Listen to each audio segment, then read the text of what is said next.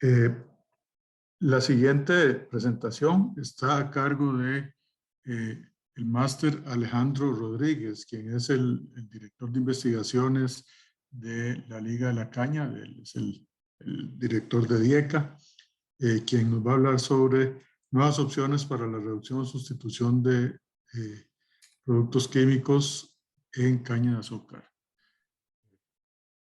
Adelante, Alejandro.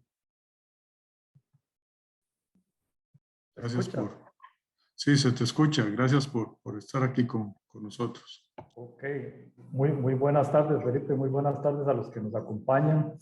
Disculpen que no ponga la cámara en este momento porque he estado teniendo problemitas, pequeños cortes de internet.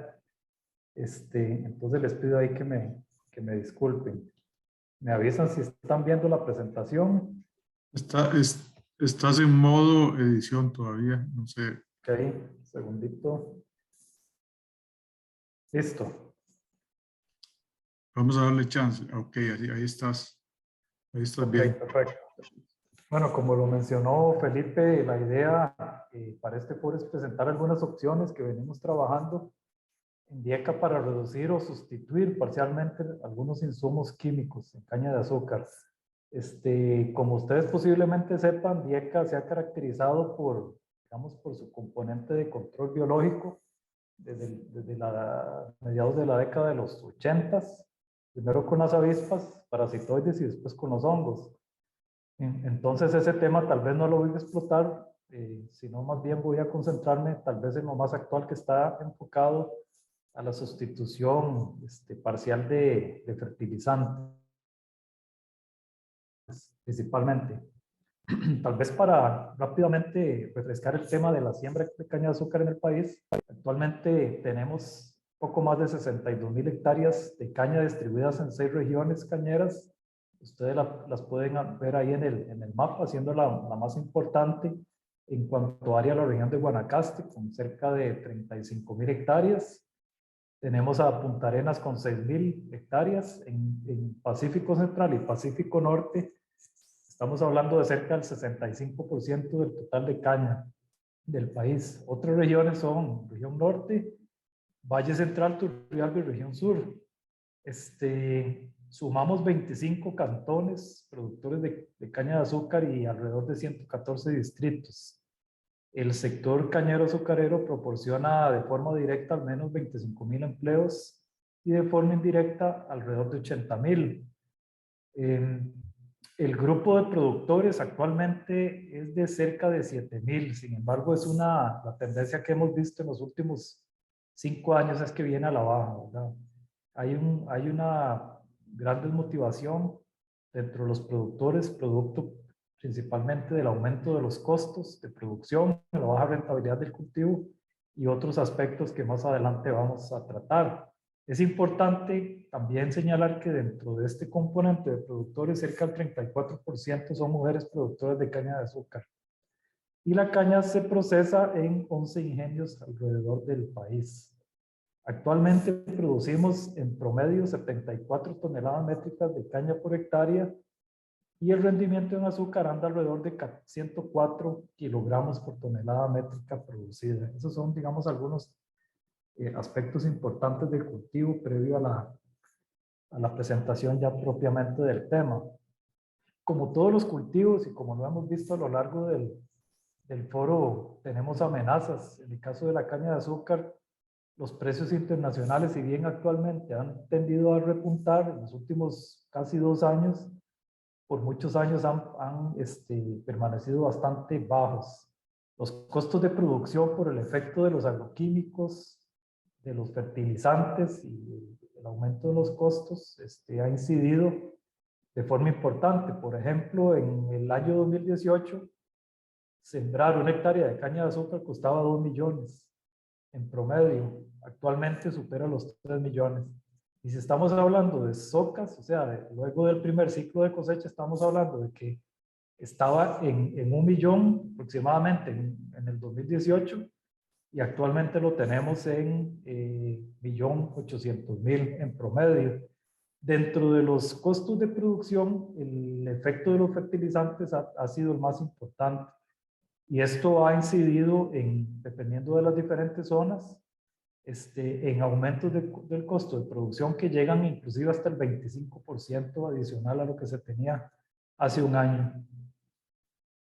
También tenemos problemas con mano de obra, ¿verdad? Producto del COVID y las restricciones cada vez más fuertes que esto conlleva. La importación de azúcar ha sido un factor que se ha tendido a minimizar con el tema de la salvaguarda, pero antes de la salvaguarda teníamos ingresos de azúcar por hasta 12.000 toneladas y eso competía con el azúcar producido aquí en el país. La desaceleración económica ha tendido también, ha incidido en la reducción del consumo de azúcar y tenemos otros factores que tal vez no los medimos, pero están muy presentes y nos afectan de manera directa, como es el cambio climático, el deterioro del suelo, y esto nos genera una pérdida de productividad. Ya para la presente zafra, estamos, posiblemente vamos a pasar de 74 toneladas métricas de caña por hectárea a 72 y venimos en un retroceso desde hace ya varios años. Esta situación implica entonces la necesidad de reforzar la investigación y el desarrollo tecnológico y conforme esto se va generando, aplicar la transferencia y asistencia técnica para que finalmente las nuevas tecnologías y opciones de cultivos sean adoptadas. Pero bueno, aparte de todo esto, hay algunas referencias importantes que se pueden incluir. Por ejemplo, el tema de los agroquímicos, si no se usan tal y como se usan actualmente, con intensidad actual, estaríamos sufriendo entre un 31 y un 42% de pérdidas en la producción. Ahí estamos hablando no solo de fertilizantes, sino agroquímicos en general, ¿verdad? Plaguicidas, etcétera. Estamos en una situación verdaderamente grave con respecto al deterioro del suelo. Se habla de que el 75% del suelo a nivel global está con algún nivel de degradación. Y también se indica que se pierden anualmente alrededor de 36 billones de toneladas métricas de suelo globalmente por año. Pensando en el crecimiento que tenemos de la producción de la población, en donde se espera que para el 2050 seamos 9.5 billones de habitantes, se requerirá para poder alimentar a esta población aumentar la producción en un 70%. Entonces todo esto pone un peso extra al problema propiamente productivo, ¿verdad? Y entonces, conscientes de eso, a partir del año 2021, propiamente en enero, aquí en Dieca, que es un departamento de la Liga de la Caña de Azúcar, se hizo una reorganización principalmente viendo el tema de la salud del suelo. Voy a ver si puedo poner el puntero, permítanme un segundito. Ok, principalmente con el tema de la salud del suelo, el tema de los biofertilizantes, que es el tema, digamos, central de la presentación, y la parte de biocarbón como una enmienda con características muy importantes, tal y como se ha venido indicando algunos de los expositores durante este foro. Entonces, básicamente, mantenemos lo que es el programa de variedades que genera las variedades laicas, contar con variedades de alta productividad y adaptadas a los diferentes niveles altitudinales, órdenes de suelo y características topográficas, entre otros factores, es sumamente importante porque esto nos permite entonces reducir la dependencia del uso de agroquímicos. En el programa de fitosanidad, entonces vemos todo lo que tiene que ver con manejo de plagas y enfermedades, y está la parte de uso de control biológico que más adelante lo voy a tocar. El programa que más modificamos, como les decía, fue el programa o el anterior programa de agronomía que actualmente se llama productividad agrícola. Ustedes pueden ver el componente de agronomía clásico, ¿verdad? Todo lo que tiene que ver con preparación de suelo, sistemas de siembra, uso de herbicidas, fertilizantes, sistemas de cosecha, etcétera, está metido ahí, pero como les decía, incluimos dos subprogramas importantes, lo que tiene que ver salud de suelo y también la parte de producción de yemas para establecer semilleros básicos a nivel nacional. Esto está conectado con una planta de producción de nuestros propios sustratos de siembra, que también les voy a comentar rápidamente. Creamos la unidad biotecnológica. Como su nombre lo indica, es una unidad que concentra los laboratorios que trabajan en biotecnología. Tenemos un área de investigación y control de calidad con microorganismos. Tenemos el laboratorio de biología molecular. Tenemos los 2 laboratorios de control biológico y tenemos el laboratorio de cultivo de tejidos. En esta unidad se dio la oportunidad de contratar a biotecnólogos especializados, digamos, en cada área de trabajo. Tenemos también el Departamento de Transferencia Tecnológica y Clima, y tenemos el Departamento de las Regiones, en el cual contamos con un especialista en cada una de las regiones cañeras del país. Eso es básicamente la reorganización que tuvimos. Y muy rápidamente, para comentarles lo que hacemos en el Programa Nacional de Variedades, estamos trabajando desde 1998 con nuestros propios cruces sexuales. Entonces, esta es la estación de cruzamiento. Ahí se coloca el tallo con una inflorescencia que va a funcionar como madre o receptora de polen, y vamos a tener las inflorescencias que van a ser las que aportan el polen. Se hacen los cruces. Para este año recién pasado, el 2021, se realizaron 81 cruces biparentales, 43 cruces múltiples, y a partir de ahí obtuvimos semillas para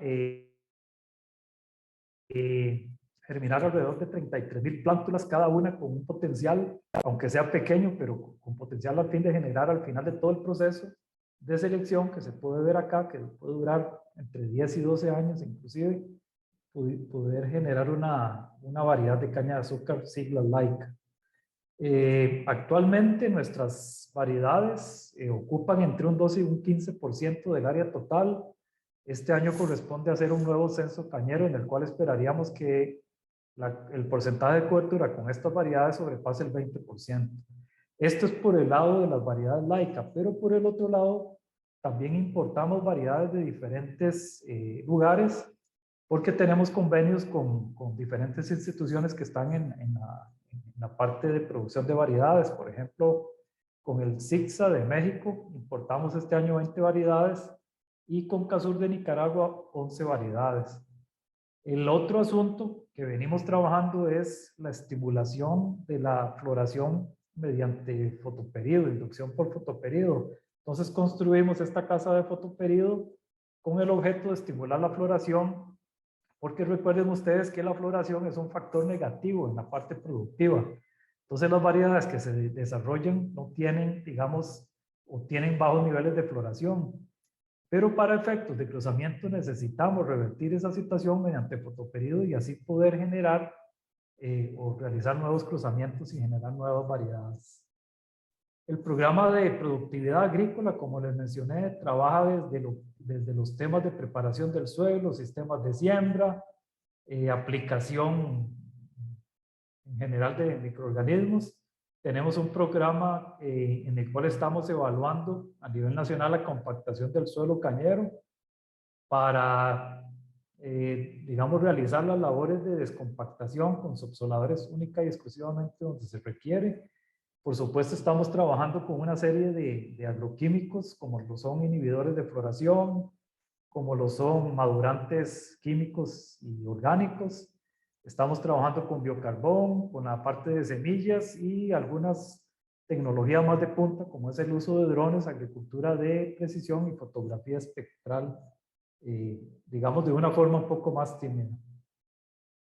En el Programa Nacional de Fitoprotección, como les mencioné, estamos trabajando con lo tradicional: manejo integrado de plagas, monitoreo, alertas y control.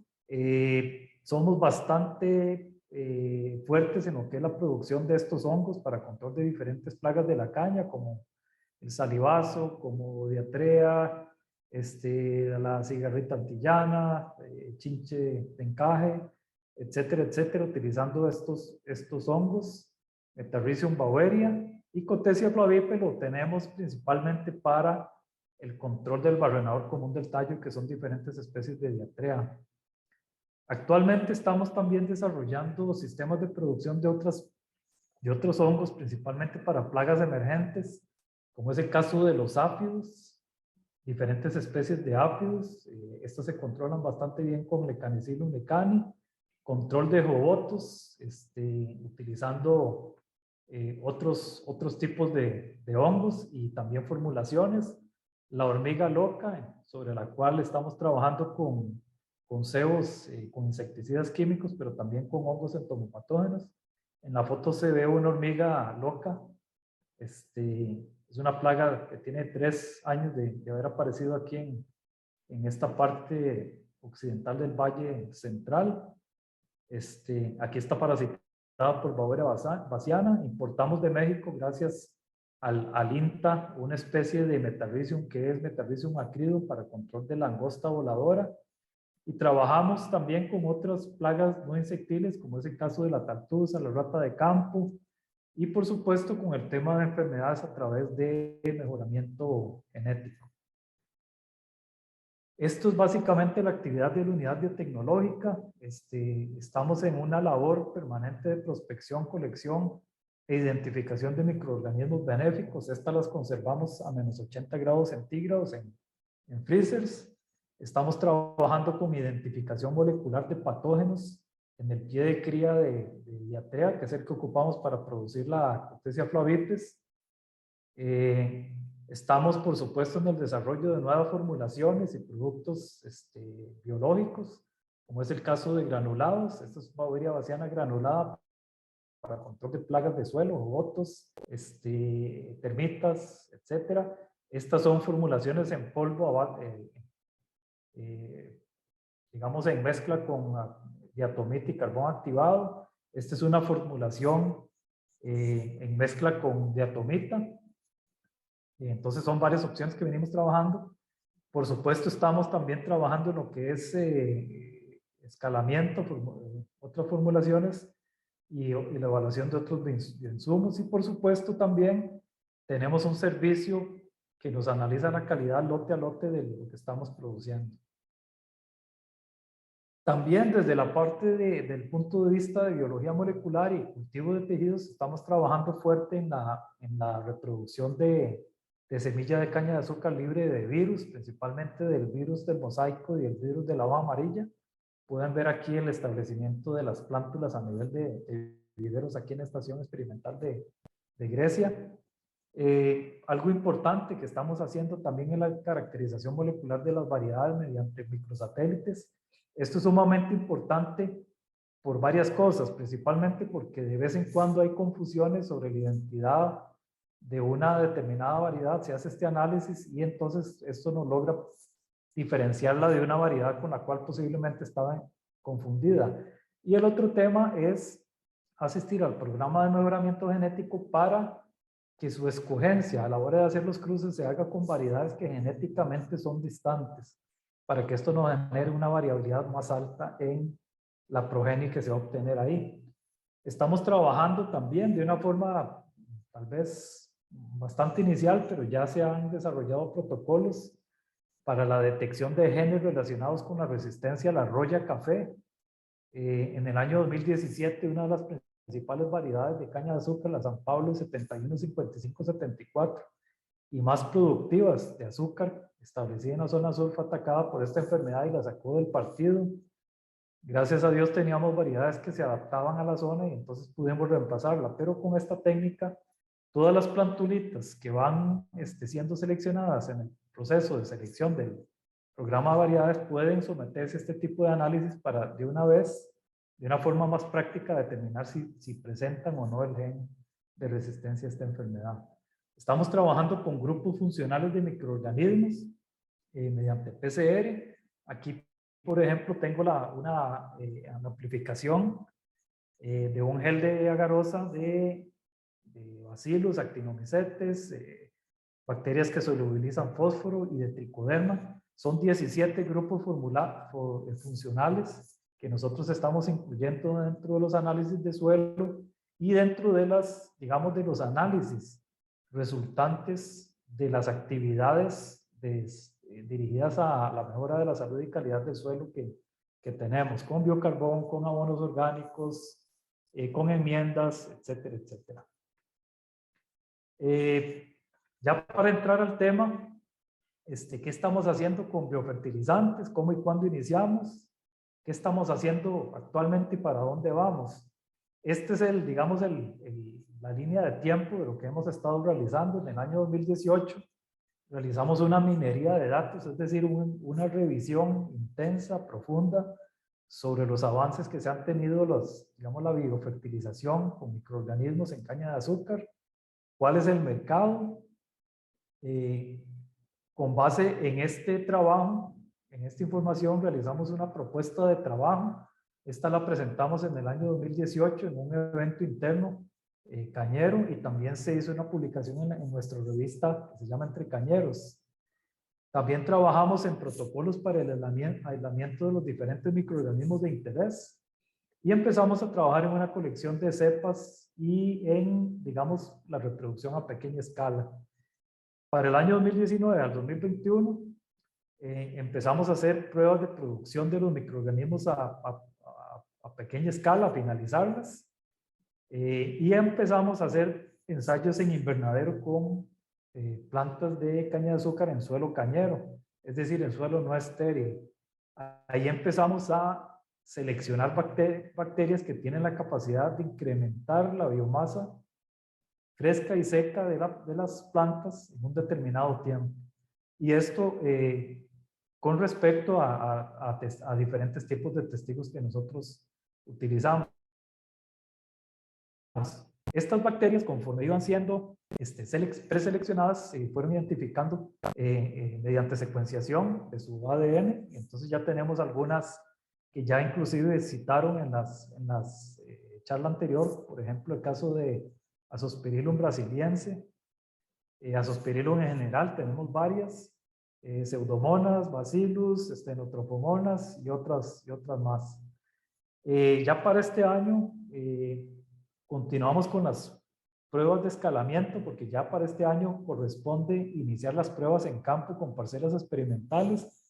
Entonces necesitamos, digamos, una mayor capacidad de producción. Para eso diseñamos varios bioreactores y tenemos un espacio nuevo para este trabajo que más adelante les voy a mostrar unas fotografías. Continuamos con los trabajos de invernadero. La idea es tener por lo menos unas 10 bacterias preseleccionadas. Actualmente tenemos 7 con este último ensayo que estamos analizando. En la parte estadística podríamos ya tener las 10 bacterias que tenemos para iniciar las pruebas a nivel de campo. Eso sí, iniciamos de forma previa unas parcelitas, principalmente con biofermentos, no específicamente con este tipo de biofertilizantes en el Ingenio El Viejo. Posteriormente les voy a presentar una foto. ¿Qué es lo que encontramos sobre el mercado mundial de los biofertilizantes? Bueno, imagínense que para el 2017 el valor de las ventas de biofertilizantes era de 1,2 billones por año y tenía un crecimiento anual de un 13,64. Para el próximo año se espera que para el 2023 se espera que el mercado prácticamente se duplique con respecto al 2017 para establecerse en 2,6 billones de dólares por año. Por supuesto, obtuvimos mucha información muy importante de muchas fuentes sobre los efectos de la inoculación de estos microorganismos con efecto biofertilizante en caña de azúcar, y encontramos principalmente muchos avances en lo que es fijación biológica de nitrógeno con diferentes bacterias de géneros Lucanoacetobacter, Stenotrophomonas y Azospirillus principalmente. Se habla de niveles de fijación de entre 20 y 100 kilogramos de nitrógeno por hectárea por año, la capacidad que tienen estas bacterias. Producto del análisis que hicimos de la minería de datos, aprovechamos y investigamos no solo la parte de biofertilización, sino también la parte de control biológico. En este foro estoy tocando el tema únicamente de los biofertilizantes. Entonces, todos estos 19 especies de microorganismos, las que están en negrita, son las que están reportadas con mayor éxito, con mayor potencial en caña de azúcar: Aspergillus parasiticus, Azospirillum, Azotobacter, Bacillus, Beijeringia, Glucanocetobacter y Azotrophicus, Herbaspirillum, Pseudomonas, Stenotrophomonas, inclusive hongos como Tricoderma. Básicamente, de este total de microorganismos tenemos el 42% que corresponden a biofertilización, el 30% a control de insectos y un 27% a control biológico de enfermedades y estrés. Y vean ustedes que, viéndolo por modo de acción, las bacterias fijadoras de nitrógeno son las que tienen, digamos, mayor cantidad de publicaciones, al menos dentro del grupo de publicaciones que se revisaron. Este es el sistema de selección que nosotros acordamos seguir. Tiene un componente de biofertilización y un componente de control biológico de insectos.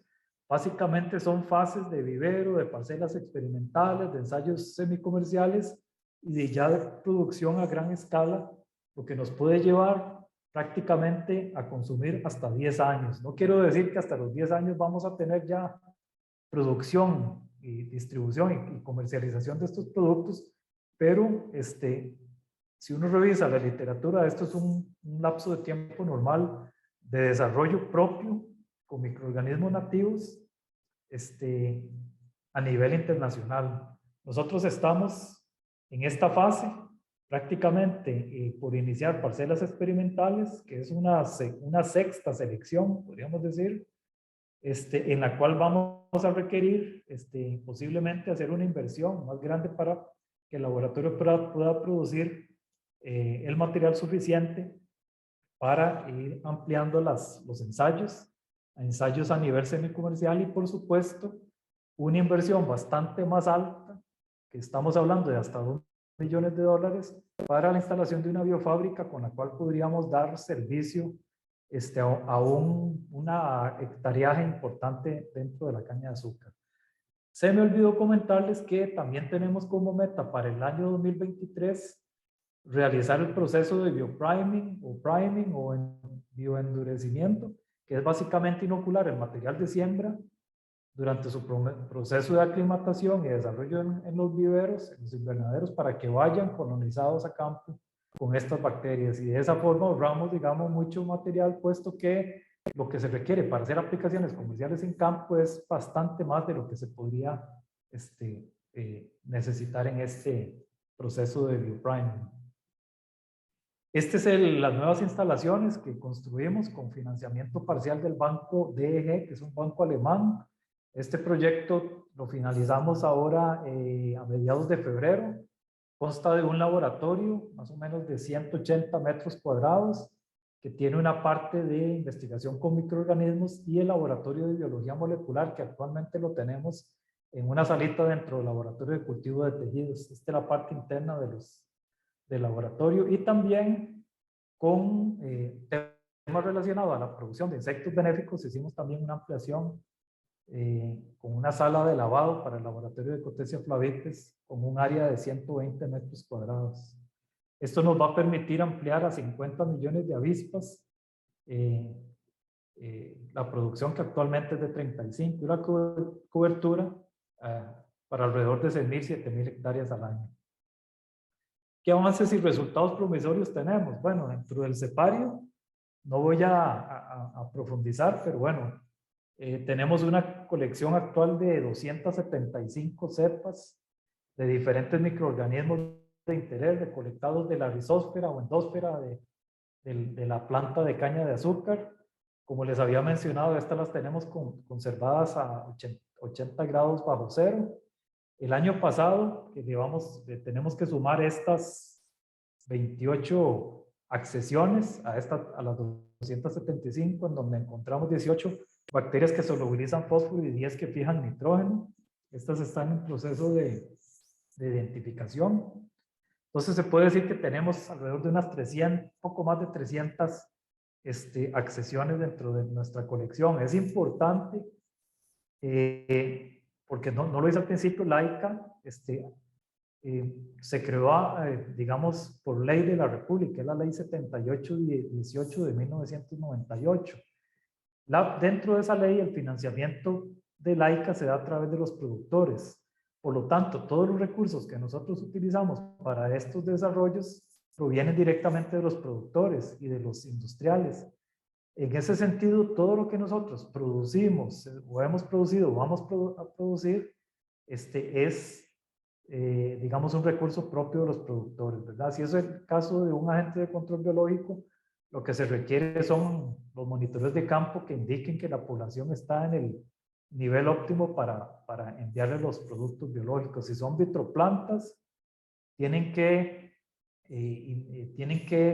digamos, asegurar que las vitroplantas, una vez que se siembran en los semilleros, van a tener todas las condiciones apropiadas para que se puedan desarrollar de la mejor forma, y así sucesivamente, ¿verdad? Con todos los bienes y servicios que Laica a través de DIECA ofrece. Entonces no hay digamos, un afán de lucro, aunque sí nosotros vendemos y exportamos algunos de estos productos a nivel principalmente centroamericano.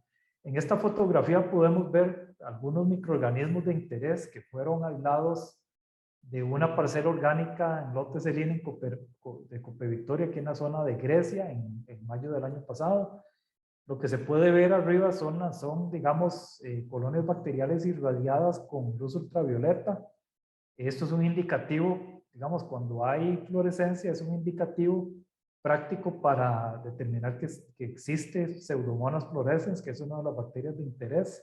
Solubiliza fósforo, defiende contra patógenos, etcétera. Esta otra fotografía es un medio que se llama Pikovskaya, que tiene una fuente no soluble de fósforo, y vean ustedes que esta pequeña colonia bacterial solubiliza, vuelve transparente el medio, y eso es un indicativo que es una bacteria que solubiliza fósforo. En estos casos son digamos, medios de cultivo semisólidos que se utilizan para aislar bacterias diazotróficas que viven dentro del tejido de la caña de azúcar, principalmente en la raíz. Por ejemplo, es Azospirillum, Herbaspirillum, Beijeringia y este tipo de bacterias. Entonces, la que se vuelve verde es por la presencia de la bacteria. Otras tienden a formar velos en un lugar en donde reciben la cantidad determinada de oxígeno que no interfiera con la enzima nitrogenasa, que es la que fija el nitrógeno. Entonces, es así como realizamos la primera fase digamos, de screening, de aislamiento de los microorganismos de interés. Posteriormente viene la fase de biensayos en vivero, que es esta diapositiva que les presento. Inicialmente evaluamos la inoculación de las bacterias, ya sea con las yemas laterales del tallo para germinarlas en bandejas, o directamente la aplicación de las bacterias ya en plantas germinadas. Lo que nos dimos cuenta es que la inoculación previa de las bacterias sobre las yemas no fue funcional. O sea, no había diferencias, no había mayor crecimiento con respecto a las plantas que no fueron inoculadas con la bacteria. Y eso tiene una explicación muy lógica. Las bacterias necesitan que la planta tenga raíces verdaderas, porque a partir de ahí se generan los exudados radicales, que son los que atraen y mantienen las colonias de estas bacterias. Entonces, nos quedamos con este sistema en donde inoculamos a las plantas con determinada cantidad de las bacterias, las dejamos crecer en un periodo de 2 a 3 meses y seleccionamos por biomasa seca y biomasa fresca. Como ustedes pueden ver, los tratamientos 21, 22 y 23 son los testigos. El 22 contiene el 50% de la dosis de fertilizantes total sin la bacteria. El 21 tiene la misma cantidad de fertilizante, pero también tiene el caldo bacterial que se usa, digamos, con la inoculación de las bacterias. Y el 23 es el testigo comercial que tiene el 100% del fertilizante. Nosotros seleccionamos únicamente las bacterias que sobrepasan la biomasa seca y húmeda de los testigos, ¿verdad? Como es el caso, por ejemplo, del tratamiento 19, tratamiento 14, obviamente también haciendo un análisis estadístico que nos permita determinar que hay diferencias significativas. Entonces es así como venimos en una primera etapa seleccionando las cepas más promisorias que posteriormente van a ser evaluadas a nivel de parcelas experimentales en campo. Como les informé, también estamos trabajando con tricoderma. Afinamos un sistema para recuperar tricoderma a partir del suelo. Usamos un sustrato ahí específico que nos permite, digamos, una alta probabilidad de que se desarrolle una muestra tricoderma y que sea sencillo aislarla. Generamos diferentes tipos de medios de cultivo y diferentes sustratos para poder obtener una productividad aceptable de este hongo y poderlo entonces introducir en las pruebas que estamos realizando.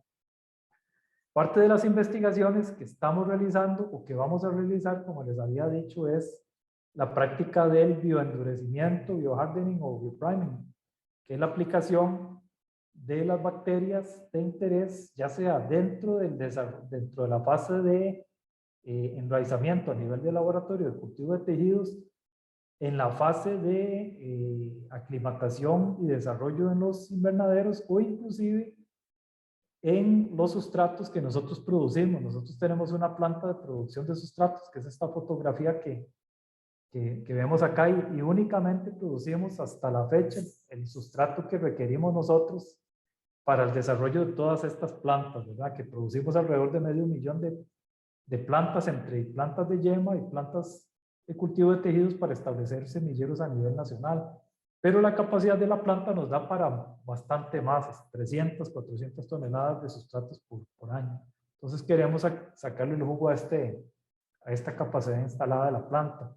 Como les mencioné, estamos trabajando con biocarbón en fases bastante iniciales, caracterizando, por ejemplo, diferentes fuentes de biomasa, como leña de café, rastrojos de arroz, raquis de palma aceitera, peciolos de palmas, de la palma aceitera, y por supuesto, biomasa de caña de azúcar, en donde sobre la cual nos estamos enfocando más, porque sería la más abundante, son los rastrojos de cosecha. Cuando hablamos de rastrojos de cosecha, estamos hablando de cogollos, tallos que quedaron botados, y hojas principalmente. Y eso nos da alrededor de unas 8 a 10 toneladas de esta biomasa por hectárea, obviamente cuando la caña se cosecha sin quemar. Lo que hemos visto en alguna caracterización que hemos realizado, aquí nos ha ayudado también Juan Chin, que estuvo exponiendo algunos resultados muy interesantes de lo que están haciendo ellos con biocarbón.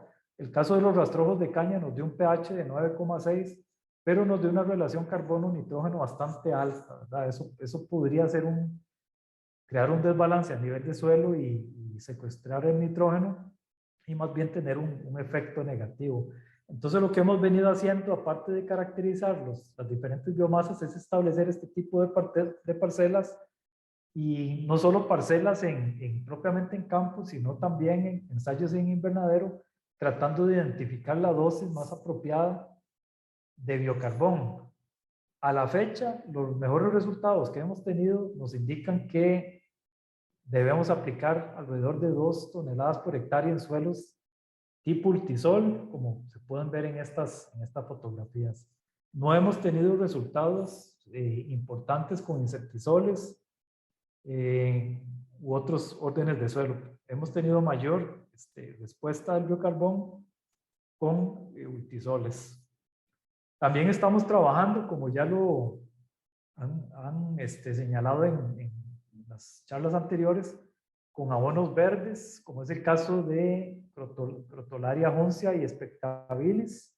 Este es un experimento que se hizo el año pasado en el Ingenio del Palmar, en Punta Arenas.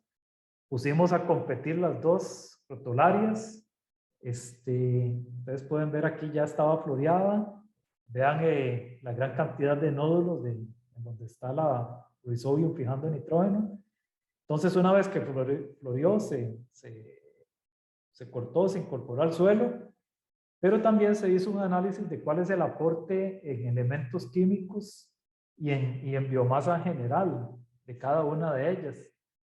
Por ejemplo, para Crotolaria juncea, se obtuvieron casi 15 toneladas de biomasa seca por hectárea.